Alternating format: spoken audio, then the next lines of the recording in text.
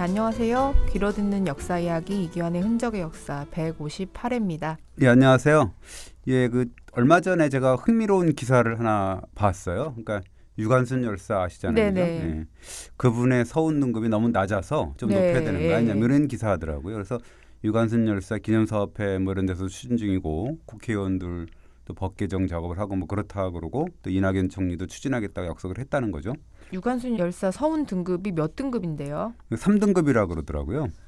3등급이면은 유관순 열사가 가지는 이름값에 비해서는 좀 낮은 등급 같은데요. 1, 2등급으로 분류된 분들은 누구세요? 예, 제가 한번 찾아봤더니요. 그러니까 뭐 김구, 안창호, 안중근, 최익현, 허위, 이강년, 김좌진, 민영환, 윤봉길, 이준, 강우규, 한영훈, 김창숙, 손병희, 오동진, 신익희 뭐 이런 분들이니까 네. 되게 쟁쟁한 분들이죠.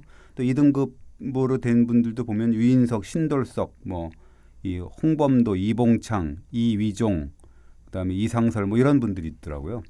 이제 쟁쟁한 분들인데 네. 그럼 유관순 열사가 포함된 3등급은요? 예, 뭐 김덕재, 김마리아, 장지연, 뭐 김도연 뭐 이런 분들이 있고 또 우리가 뭐 최근에 뭐 잘 많이 알려졌던 네. 육형제 네네. 독립투사 가문 있잖아요. 가산을 다 팔고서 이제 예. 그 만주로 가가고 독립운동 하신 분들, 그 이회영 뭐 이런 분들도 이제 3등급이더라고요. 유관순 열사나 이혜영 선생 같은 분들 보면 3등급이 좀 서러우실 수도 있을 것 같은데 그 무슨 기준으로 이 등급을 받은 거예요? 글쎄요, 제가 저 1962년 2월 24일자 그 신문을 보니까 이제 나오더라고요. 23일 그 전날에 이제 정부가 대대적으로 독립유공자를 포상을 했어요. 그때 이제 208명이 포함이 됐는데 여기에 포함된 분들입니다. 그러니까 당대 기준은 솔직히 잘 거긴 나오진 않았습니다. 네. 당대 기준이 있었겠지만 어땠을까요? 그 16살 어린 나이고 네. 또 여자고 또 네. 비폭력 만세 운동이었다는 것 때문에 저평가됐을 수도 있을까요? 뭐 아마도 그러지 네. 않을까 생각이 네. 듭니다. 그 당시에 이렇게 보면 또 이게 세월이 지나감에 따라서 좀 상황이 바뀌잖아요. 뭐 이렇게 헌창하는 분들 어떤 기준이나 이런 거 좀 바뀔 부분이 있어서 어쨌든 당대 기준은 뭐 그랬을 수도 있지만 어쨌든 지금 입장에서 보면 또 굉장히 또 뭐 말이 안 되는 거 아니냐 이렇게 말을 나올 수도 있고 그리고 독립운동의 상징 인물 중에 한 분이잖아요. 네네. 유관순 열사라든지 뭐 이회영 선생도 최근엔 또 더 각광을 받는 분들이잖아요. 그죠? 다시 평가하는 게 나을 것 같다는 생각이 듭니다. 예, 그러니까요. 근데 법을 개정해야 한다면서요? 그렇습니다. 현재 그 상훈법에 따르면 그 서훈의 추천, 확정, 취소 이런 것만 있고 재조정하는 그런 근거는 없다는 거거든요. 그래서 예. 뭐 이해운 의원 발의를 한 대표 발의를 보면 그 개정안을 보면 현저히 낮게 서훈이 매겨진 인물들을 재평가해서 훈격을 재조정을 할 수 있다라는 조정을 이제 만든 거죠. 잘 됐으면 좋겠네요. 예, 그렇습니다. 그래서 뭐 유관순 열사뿐만 아니라 아까 얘기했던 이회영 선생이라든지 뭐 저평가된 분들도 있고 네. 또 이제 어떻게 보면 그 당시에는 이제 독립운동인 가인 줄 알았는데 그 중간에 보면 이제 뭐 친일하신 분도 있고 네네. 여러 가지 하여튼 약간 행적이 모호한 분들도 있어요. 네. 그런 분들에 대해서 어떻게 우리가 평가를 해야 되느냐 그런 분들도 있는 거죠. 그래서 뭐 그거는 이제 이 근현대사 얘기고 현대사 얘기고 이번 주에 이제 말이 나온 김에 임진왜란이 끝나면서도 나름 네. 이 공신이 많이 나왔거든요. 그래서 대대적으로 이제 발표를 했었는데 그 당시에 공신 책록 이야기를 좀 해볼까 합니다.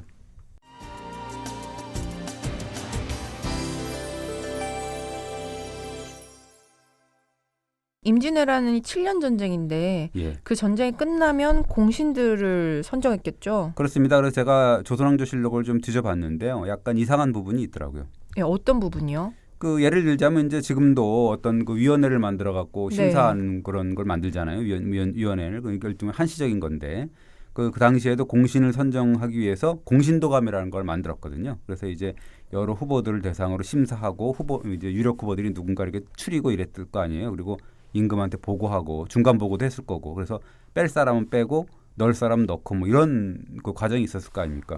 예, 그렇게 했겠죠. 예. 예, 그래서 이제 이 심사 과정이라든지 혹은 최종 발표한 뒤라든지 아니면 발표한 공신들을 불러서 나름 공신 회맹년이라고 하거든요. 네네. 그런 걸 이제 베풀 때 뭐 이런 때 이제 그 역사 기록이 있으니까 그 기록을 이 사관 그러니까 기록을 한 사람들 그 사관이잖아요. 그 사관들이 늘 한탄한 내용이 있어요. 어떤 한탄을 했다는 거예요? 그러니까 예를 들자면 이런 겁니다. 이 1604년 6월 25일자 선조실록을 보면 이 사관이 이제 뭐 이런 뭐 이 공신들 이야기를 쭉 하면서 사관이 한마디 하겠다라고 해서 이제 일종의 평가를 내리는 거죠. 네. 거기 보면 호종 공신이 80명이 넘는다는 거는 이건 정말 과한 얘기다. 또 그 중에 4시가 24명이고 또 미천한 자들이 또 20여 명이 되었다. 이게 정말 얼마나 외람된 일인가라고 이제 일종의 한탄하면서 비판하는 그런 게 있고 네. 또 이제 공신책록이 다 끝난 다음에 회맹년을 다 했어요. 그러니까 공신을 이렇게 하면 그 공신들을 이제 불러갖고 이제 격려를 하면서 충성맹세를 하거든요. 그 주로 이제 공신들뿐만 아니라 공신의 적장자들까지도 불러갖고 아들 이런 사람들 불러서 너희들 뭐 나한테 충성을 다하고 너네 공신이잖아. 대를 이어서 충성을 해. 그럼 내가 너희들 먹고 살게 잘 해줄게. 뭐 이런 식의 어떤 그 잔치를 베풀고 뭐 회맹도 하고 그래서 약속을 하는 의미에서 뭐 희생양의 피도 뭐 약간 먹고 뭐 이런 나눠 마시고 그러거든요. 그런 그 맹세를 하고 했는데 그게 이제 이 1604년 4개월 후에 10월 29일에 했다는 건데 네네. 그거를 쭉 쓰면서 사관이 이런 말을 해요. 이 천것들하고 함께 공신 회명년 그 잔치를 참석을 하고 충성을 다짐하는 피를 마시고 네. 맹세를 했으니까 이 어찌 이 비웃음을 사지 않겠느냐라고 또 한탄합니다. 이게 무슨 말일까요? 그러니까 이제 이 공신 교서를 발표한 날이 6월 25일인데요. 예. 그때 이제 사관의 논평이 있거든요. 뭐라고 하냐면 이렇게 얘기를 해요. 임진왜란 때 의병을 일으켜서 절개를 세운 사람이 없지 않다. 뭐 그러면서 쭉 명단을 얘기를 하는데 정인홍, 김면, 곽재우는 영남에서 의병을 일으켰고 그다음에 김천일, 고경명, 조헌 이런 분들은 충청과 호남에서 의병을 일으키고 죽었다. 그들의 공적은 너무도 찬란하고 열렬해서 그야말로 충의의 기계를 고치실 수 있었다. 이들의 명성을 새겨서 후세에 보인다면 정말로 이 후세에도 정말 아름다운 그런 교훈을 삼게 되는 건데 이게 너무 그렇지 않느냐라고 얘기를 하는 거죠. 그러니까 한마디로 공신책록이 잘못됐다는 거잖아요. 그렇습니다. 아까 쭉 얘기했듯이 사관들이 이제 그 당대 여론을 반영해서 딱 두 가지를 일러주고 있는 거죠. 하나는 뭐냐면 공신 중에 깜냥도 안 되는 이 허접한 인물들이 내시라든지 뭐 이런 인간들이 있다라는 게 그래서 쪽팔려서 죽겠다 이런 얘기죠. 한마디로 얘기하면 네. 같은 반열에서 막 그러는 게 쪽팔리다는 게 하나 있고 또 하나는 곽재우 같은 그런 의병들이 있는데 이분들이 너무 그 공이 폄훼되었다라고 이제 두 가지를 지적하고 있는 거죠. 근데 먼저 허접한 인물이 많다는 게 무슨 말일까요? 뭐 아까 얘기했지만 그 2, 3년간 심사를 계속하는데 그 막상 이제 최종 발표된 그 공신 명단을 보면 이렇게 나오죠. 공신이 세 부류로 나누는데요. 네. 그 한 분유는 뭐냐면 임진왜란 때 선조가 도망가잖아요. 네네네. 그 도망갈 때 같이 따라간 그런 측근들이 있어요. 그걸 호송공신이라고 해서 같이 따라갔다, 호종했다, 수행했다 이런 측면에서 하는 거죠. 이런 사람들이 그 공신이 되는 게 86명이 되는 거거든요. 그러니까 임금을 호위한 공신이다 이런 거죠. 그리고 이 전쟁터에서 직접 외적과 싸워갖고 토벌한 장수, 그 다음에 이제 중국에 가서 군량미를 좀 보내달라 해갖고 주청을 올린 사신, 뭐 이런 사람들 18명입니다. 그러니까 그 분들을 선무공신이라 해서 무공을 떨쳤다라는 의미라고 해서 선무공신 18명이고요. 그 다음에 이제 그 전란 도중에 1595년에 반란 사건이 하나 일어나요. 이몽학의 난이라 그러는데 그 이몽학의 난을 진압한 5명. 이 사람을 청란공신으로 꼽거든요. 그 청란이라는 거는 반란을 깨끗하게 청소했다라는 의미에서 청란공신 5명 이렇게 선정을 하게 되는 거죠. 좀 이상한 게요.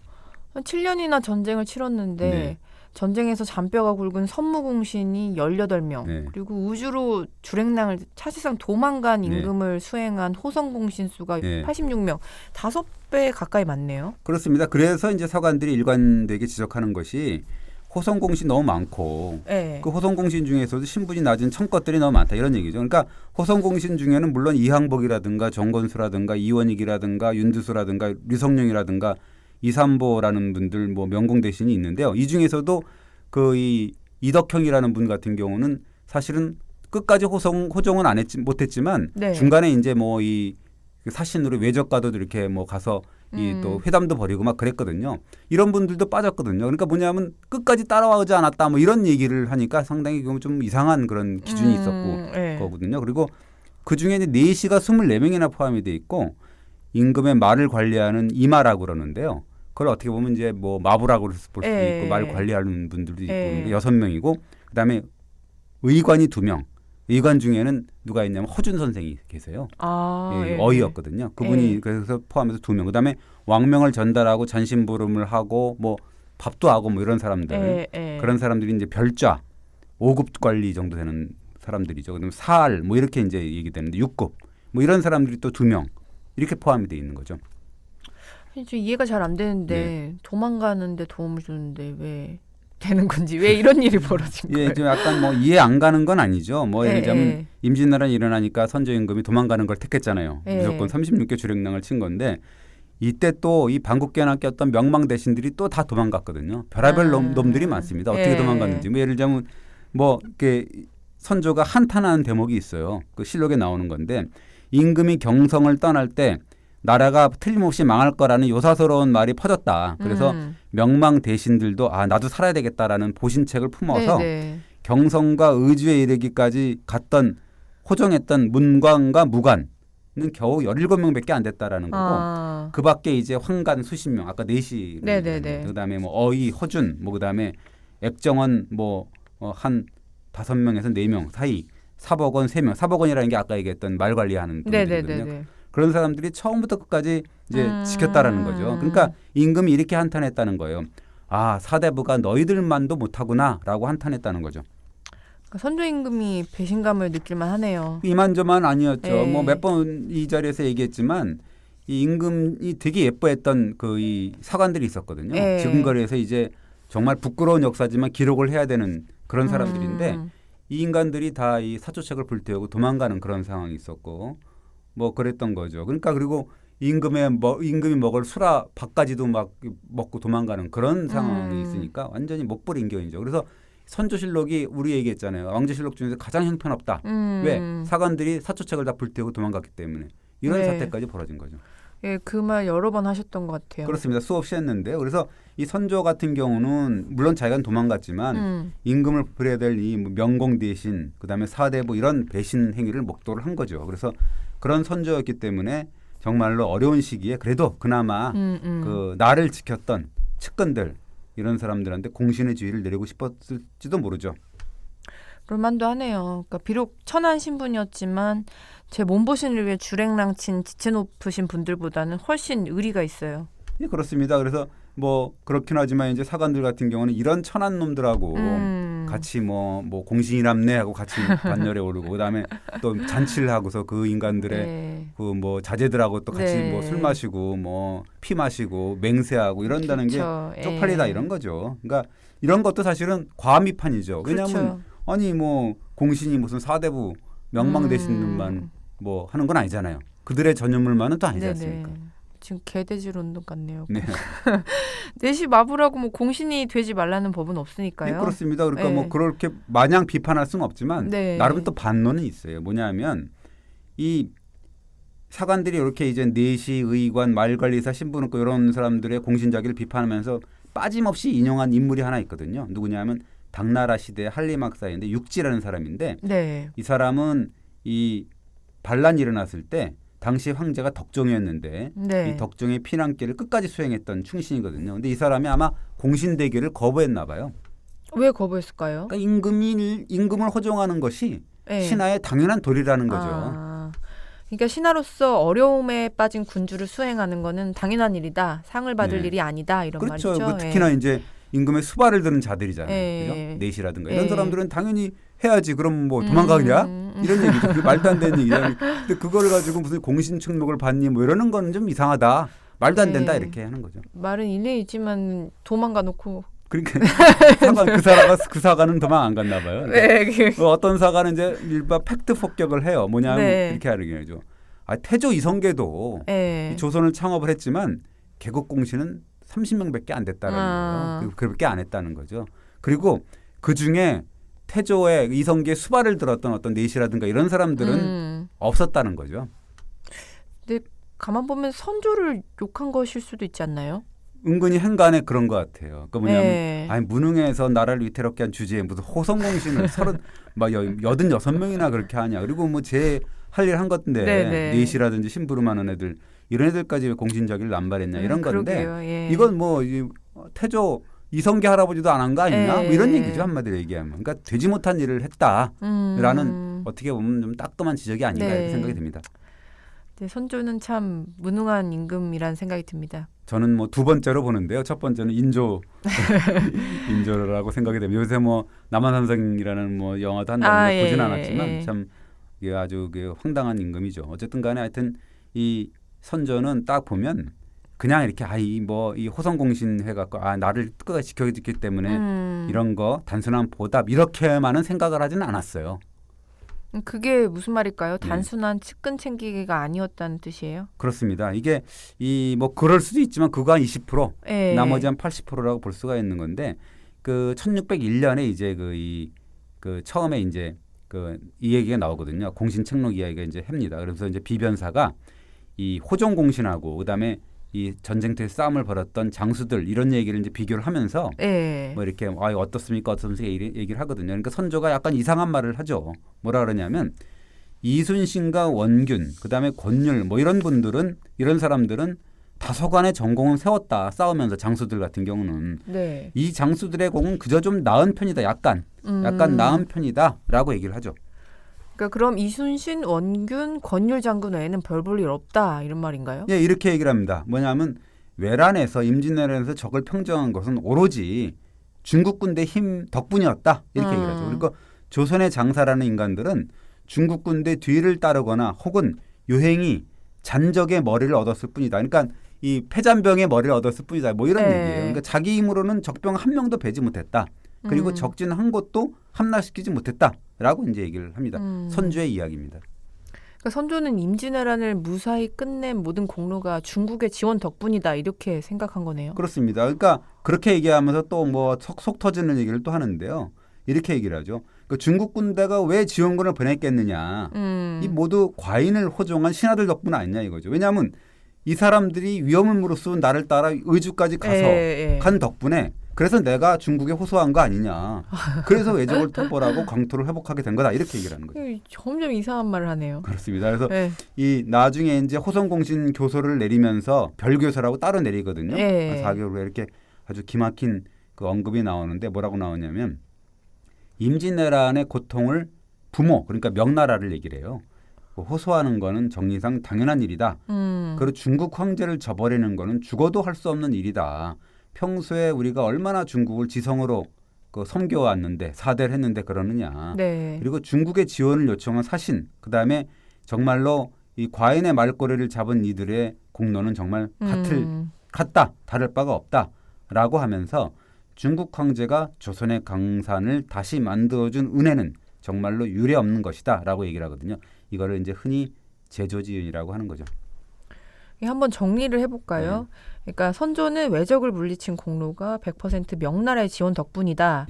이렇게 그 공로를 돌린 거고 그것을 나라를 다시 만들어준 명나라의 은혜다. 그걸 이제 제조지은이라 말했다는 거죠. 그렇죠. 다시 만들어준 은혜. 뭐 이렇게 제조지은이라고 하는 거죠. 그러니까 명분이 생기는 거죠. 선조로서는. 그거죠. 뭐냐면 명나라의 지원을 받아낸 자가 누구냐. 바로 나다. 그리고 그 임금을 무사히 의주까지 지키고 그다음에 중국에 뭐 구원을 요청하고 뭐 이런 사람들 이런 것 때문에 우리가 다 쓰러져라는 나라를 다시 세운 거 아니냐. 그러니까 이게 이 사람들 임금 그리고 이 사람들이 최고의 공신 아니냐. 뭐 임금이 공신은 아니지만 어쨌든 나를 따라온 사람이 공신 아니냐. 뭐 이런 얘기죠. 너무 궤변 같은데요. 임진왜란 일어나자마자 주랭랑 친 임금이 하기에는 너무 비겁한 변명 같아요. 어찌 보면 크게 보면 이제 중국 군대 출병이 굉장히 중요한 역할을 한 건 사실이죠. 그죠? 그래도 어쨌든 간에 이 자기가 백성을 막 팽개치고 도망간 사이에 정말로 열심히 싸워준 백성들이 있고 그다음에 그 백성들을 이끈 장수들이 있고 또 의병장들이 있잖아요. 그런 사람들의 공로를 이렇게 폄훼하고 이럴 수는 없을 것 같아요. 그러니까 물론 자기도 이제 잘했다고 할 수는 있지만 그렇다고 해갖고 의병장이나 장수들의 공로를 막 폄훼하고 잔적의 머리를 하나밖에 안 한 거다. 무슨 뭐 별볼 없는 거 이런 식으로 하는 거는 잘못됐다. 그러니까 정말로 못난 임금 중에 한 명이다 이렇게 볼 수가 있는 거죠. 어쨌든 이런 선조의 인식 때문에 호성공신의 수가 86명 그리고 전쟁터에서 직접 외적을 무찌른 선무공신의 수가 18명 이렇게 해서 훨씬 압도한 거잖아요. 그렇습니다. 뭐 외적을 직접 무찌른 사람도 있지만 그 중에 이제 뭐 중국 가서 뭐 군양미 뭐 이렇게 얘기한 사람도 있기 때문에 진짜 직접 외적을 무찌른 사람은 좀 더 적죠. 근데 계속 선조 말씀하셨지만 선조는 그 전쟁이 일어나자마자 주랭나셨잖아요. 그럼에도 불구하고 그렇죠. 백성들이 뭐라냐면 선조가 도망가는 모습을 보고 그 억수같이 내리는 비에서 선조가 도망가는 모습을 이렇게 있거든요. 나라님이 우리 백성을 버리면 우리는 어떻게 하십니까? 라고 목 놓아 울었는데 선조는 그것도 무시하고 그냥 간 거 아니에요. 네. 그러니까 그렇게 이 민심이 이반이 됐는데도 불구하고 그래도 백성들은 자기 땅 지키려고 그 자기 땅에 있던 사대부들을 중심으로 해서 뭉쳤잖아요. 들고 그렇죠. 일어났잖아요. 우리라도 고향은 지켜야 되겠다 이렇게 하면서요. 그분들이 의병이죠. 그렇습니다. 그렇게 선조도 처음에는 그렇게 뭐 일어난 의병장들한테 막 관직도 제수하고 막 그렇습니다. 그래서 빨리 의병을 뭐 이렇게 봉기를 막 북돋아주고 막 그랬는데 그 1592년 6월 29일 그러니까 전쟁이 난 다음에 2달 한 10여일 된 그런 상태인데 네. 의병장들한테 관직을 내리면서 이런 교소를 보냅니다. 정인홍, 김면, 박성, 노흠, 곽일, 조종도, 이노, 곽재우, 권양, 이대기, 전우, 배덕문 이런 사람들이 의병을 일으켰다. 뭐 배덕문도 뭐 의병을 뭐 잘 일으켰고 이 중에 곽재우 같은 경우는 뭐 비상한 전술로 해서 그 이 적병을 무수히 죽였는데 군공을 조정이 아리지 않았. 자기가 뭐 잘했다는 것들 아뢰지 않았다는 거예요.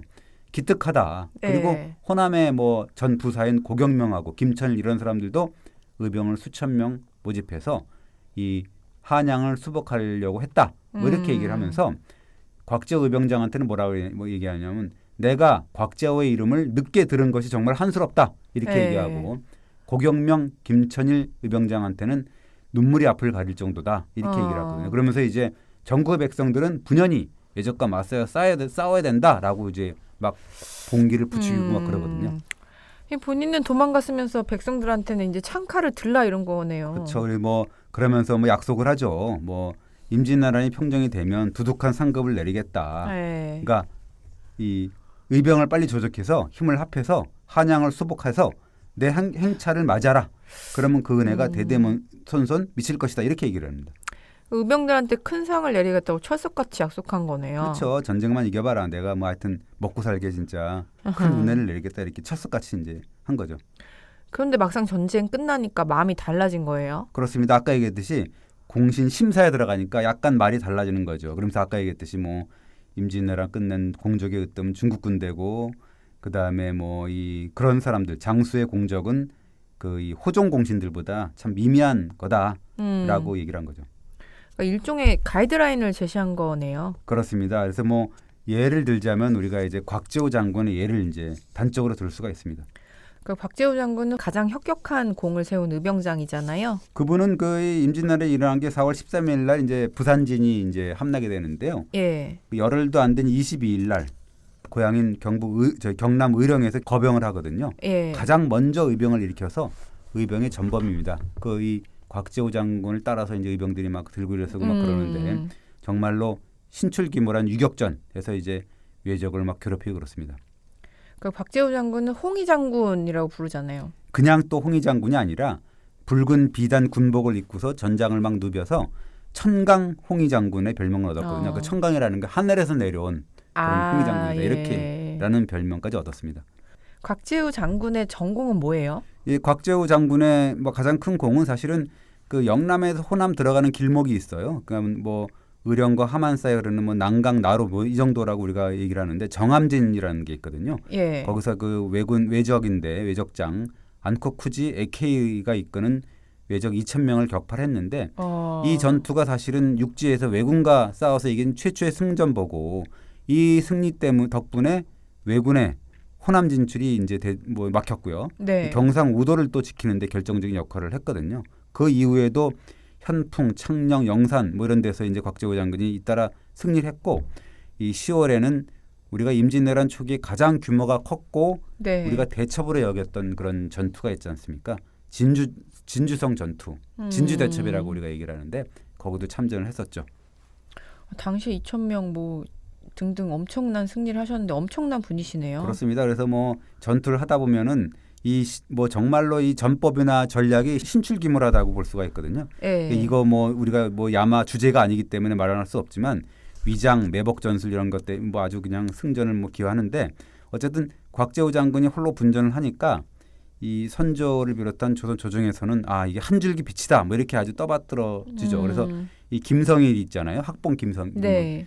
김성일 같은 분은 이 남부지방의 왜적들은 이 곽재우가 있다는 소문만 들으면 홍위 장군이 나타났다 하면서 부들부들 떨었다라는 이제 보고를 올리거든요.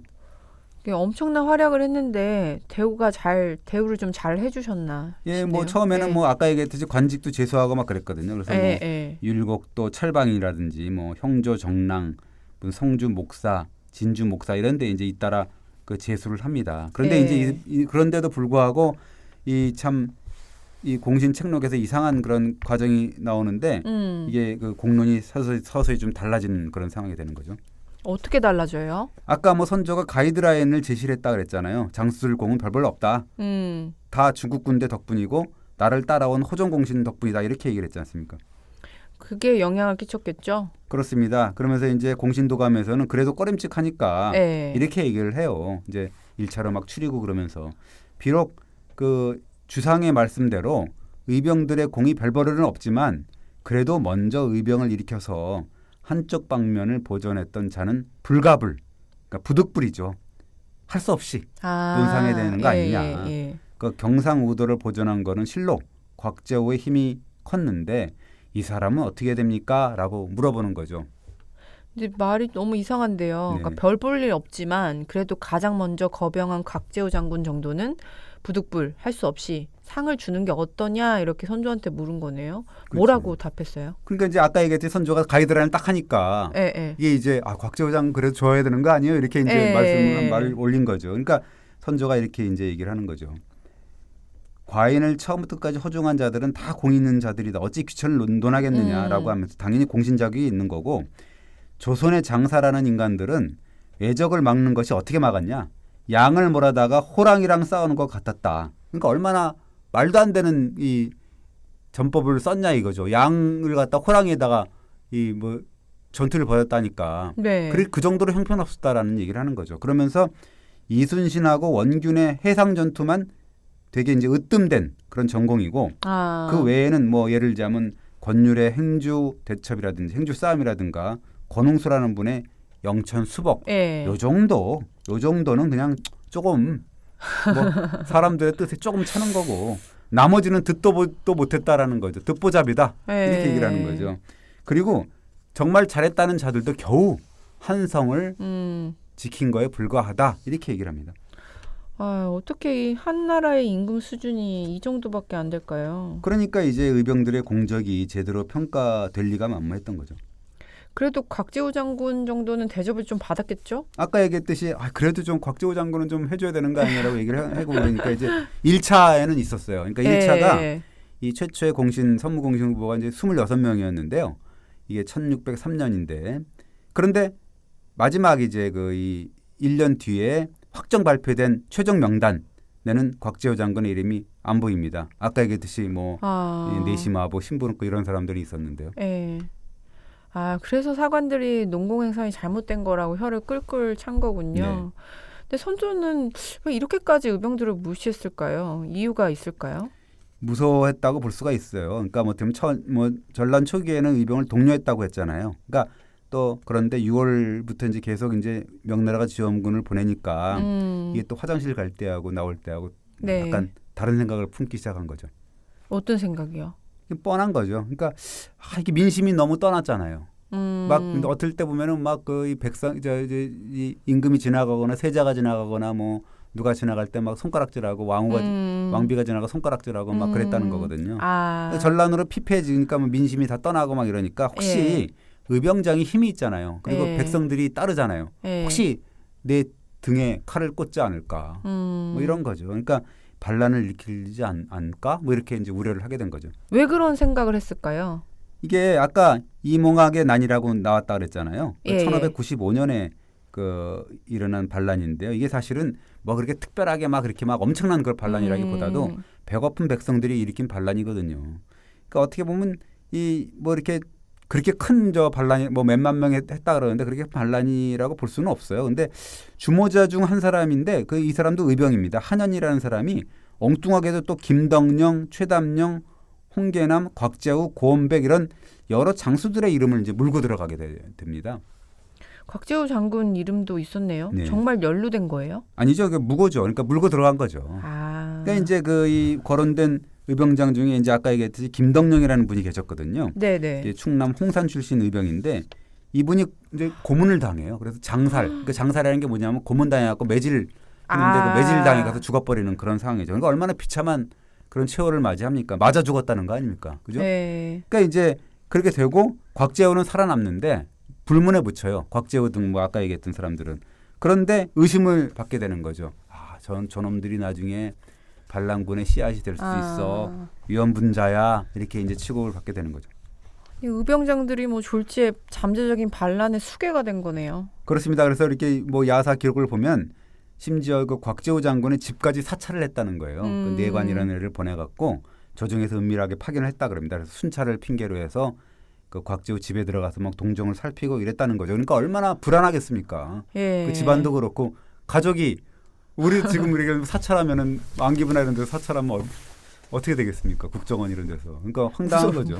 무섭죠. 그러니까 곽재우 장군이 아 이게 내가 의심받고 있구나라고 생각을 했겠죠. 그리고 마침 또 이 의병장 그 동료일 수도 있고 그런데 김덕령이 맞아 죽었다는 거 아니에요. 네네. 그러니까 이제 아 이거는 뭐 내가 있을 자리가 아니구나라고 이제 결심을 하게 돼서 속세를 떠나버리니까 조정에서 떠나버립니다. 근데 그게 정사에 나오는 얘기예요. 야사 아니에요? 정사에 나옵니다. 이 뭐냐면 곽재우 장군은 비슬산에 들어가서 곡기를 끊고 솔리만 먹고 도인처럼 살았다라고 하고 그다음에 조정에서 출사를 하라고 하면 몇 번은 수락을 하고 몇 번은 거절하고 뭐 이런 걸 반복을 했다는 거죠. 그래서 윤군서라는 사람이 그 선조가 죽고 나서 이제 광해군이 막 즉위를 했거든요. 그때 뭐라 그러냐면 지금 우리가 나라가 되게 어렵다. 그러니까 지금 빨리 초야에 묻힌 곽재우를 등용하라 이러면서 이제 상소문을 올리는데요. 뭐라고 얘기를 하냐면 이렇게 올려요. 그 실록에 나오는 얘기거든요. 이게 곽재우 같은 명장은 오로지 그 한 사람뿐입니다. 지금 도인처럼 살고 있는데 이거는 뭐냐면 예전에 의병장 김덕령이 남의 모함에 빠져서 마침내 비명에 죽으니까 곽재우 또한 혹시나 화를 당하지 않을까 하는 두려움 때문에 그걸 핑계로 해서 세상을 도피하는 것입니다. 라고 얘기를 하면서 그러면서 이제 윤군수가 의미심장한 한마디를 던지는데요. 네. 이 총명한 임금의 시대가 오지 않았느냐. 전란이 평정되었다고 이제는 장수를 죽이는 일이 있겠냐. 이제 곽재우를 빨리 평안도 병사로 임명을 해서 빨리 이렇게 그 이 참 어려움에 빠진 나라를 구해야지 되지 않겠느냐. 그렇게 얘기를 하면 곽재우가 어찌 병을 핑계대고 안 하겠다라고 얘기하겠냐라고 얘기를 하죠. 이 윤군수 말이 심상치 않네요. 그 못난 임금 선조가 죽고 현명한 새 임금 광해군이 들어섰으니 충신을 죽이는 일은 절대 없다. 그러니 병을 핑계로 초야에 묻힌 곽재우 장군 같은 인재를 불러서 올려야 한다. 그렇습니다. 그러니까 어떻게 보면 내용이 나오는 거죠. 곽재우가 선조의 의심병 때문에 정말로 제대로 된 대접을 받지 못했다라는 건데 그것이 아까 얘기했던 실록에 나오는 거니까 진짜라고 봐야죠. 그렇죠? 그래도 이제 곽재우 장군은 나중에 공신은 되잖아요. 예, 그 공신인 공신이죠. 근데 공신 대우라고 볼 수가 있죠. 그러니까 1년 정도 뒤에 공신이 정식으로 발표된 다음에 1년 정도 뒤에 곽재우 장군을 비롯한 의병들, 그다음에 여러 사람들을 포함해서 무려 9,060명이 이제 선무 원종 공신 명단에 이제 이름을 올립니다. 선무 원종 공신이 뭐예요? 이게 아까 선무 공신이라고 있었다고 했잖아요. 그 정식 공신이죠. 정공신이라고 우리가 얘기를 하는 거죠. 그리고 원종이라는 거는 우리가 얘기했듯이 부국장 대우, 국장 대우 이런 거 있잖아요. 대우예요. 그러니까 예를 들자면 뭐 진짜 공신은 아니더라도 그냥 공신 대접해줄게 뭐 이런 거 일종의 그냥 추천 비슷하게 하는 거죠. 공신 대우의 대접을 받은 건데 그 수가 9,060명이잖아요. 너무 그러니까 많네요. 그 곽재뿐만 아니라 아까 얘기했던 김면, 김천일, 고경민 이런 의병장들 다 거기 포함되는 건데 그런 분들의 공이 고작 9,060분의 1이다라고 한 거죠. 9,060분이면 너무 작잖아요. 그렇습니다. 그러면서 또 이게 웃기는 게 뭐냐면 원종 공신을 이제 얘기를 하면서 그렇게 이제 교서를 내립니다. 그러면서 또 지긋지긋한 말을 또 해요. 뭐냐면 너희들의 공은 작고 중국의 은혜는 크다. 이렇게 또 아주 하죠. 그러면서 이 국가가 어려움에 빠지자 그대들의 이제 공이 작을지라도 네. 갚지 않을 수 없으니까 그냥 아유 뭐 그냥 9,060명 주는 거다 이렇게 얘기를 하면서 부모 같은 중국이 또 우리를 구해주고 뭐 이런 식의 또 이게 사설을 또 풉니다. 참 불쌍하고 못난 임금이네요. 그러니까 이제 의병들한테도 마지막까지 대못을 박은 거죠, 그죠? 그러면서 이제 그렇게 이 못난 임금인데 그럼에도 불구하고 곽재우 장군은 어떻게 보면 의병장을 대표하는 그런 한마디를 남기거든요. 뭐라냐면 신은 외적을 토벌하려고 관직에 제수된 것입니다. 예. 외적이 물러났으니까 신 역시 마땅히 물러나야 합니다. 훗날 혹시 국가에 변란이 생겨도 다시 마땅히 나와서 사절들의 선봉에 서겠습니다. 라고 얘기를 합니다. 역시 어디서나 멋있는 사람은 나라와 백성을 위해 언제라도 다시 싸울 수 있다는 말이잖아요. 네. 뭐 이런데 무슨 상급이 필요하냐 이렇게 얘기를 하셨네요. 예, 그렇습니다. 정말 가소로운 일이죠. 그래서 이 어떻게 보면 뭐 지금 상급 얘기를 했지만 곽재우 장군이 9,060분의 1이라고 얘기를 했지만 유관순 열사나 이런 분들도 3등급이라고 그랬잖아요. 네, 근데 그 3등급이니 2등급이니 1등급을 어떤 놈들이 하는 거죠? 난 그거 되게 웃기는 거죠. 과연 뭐하는 우리들은 과연 뭐하는 작자들이길래 감히 유관순이니 이회영 같은 분들한테 3등급이니 뭐 몇 등급이니 이렇게 할 수가 있을까요라는 생각이 드는 거죠. 그죠? 참 웃기는 일인 거죠. 그러니까 뭔 지놈들이 뭔데 무슨 공신이 원정공신이 이렇게 하고 또는 지금 와갖고 무슨 뭐 그것도 친일 행적도 헷갈리는 그런 인간들이 있고 또 그 심사가 또 누가 했느냐에 따라 또 달라지는 건데 그러니까요. 그런 등급을 매기는 건데 참 지하에 계신 곽재우 장군이나 유관순 열사나 유해영 이런 분들이 정말로 고얀 놈들 할 것 같아요. 되지 못하는 놈들 아니냐 이렇게 생각을 할 것 같습니다. 이게 등급을 매기는 게 중요한 게 아니라 빨리 등급 빨리 올려갖고 뭐 어쨌든 대접을 해줘야 되는 거고 그 등급 매기는 자체가 어떻게 보면 참 가당치도 않은 일이라는 걸 말씀을 드리면서 오늘 이번 주에 여기까지 하겠습니다. 예, 감사합니다. 고맙습니다.